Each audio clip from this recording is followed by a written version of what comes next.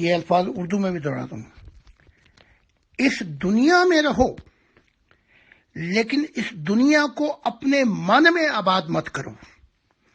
اگر تم نے کیا تو تمہاری شریعتیں، تمہارے مذہب، کوئی چیز بھی تمہیں نہیں بچا سکے گی۔ یہ کس کا فیصلہ ہے؟ یہ اس خدا کا فیصلہ ہے جس سے میں ملتا ہوں۔ جو لوگ بھی ان دنیاؤں کی کشش کو، خواہشوں کو، ان کی دوڑ کو اپنائیں گے، وہ اپنی روح میں اندھیرے بھریں گے۔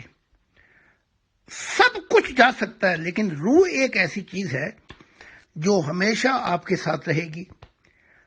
اس میں نور لے کے آؤ۔ نور آتا ہے جب انسان اس دنیائی بکھیروں سے نکل کر توجہ کرتا ہے زندگی کے مقصد کی طرف اور خدا کے نزدیک آتا ہے، یہاں سے نور آتا ہے۔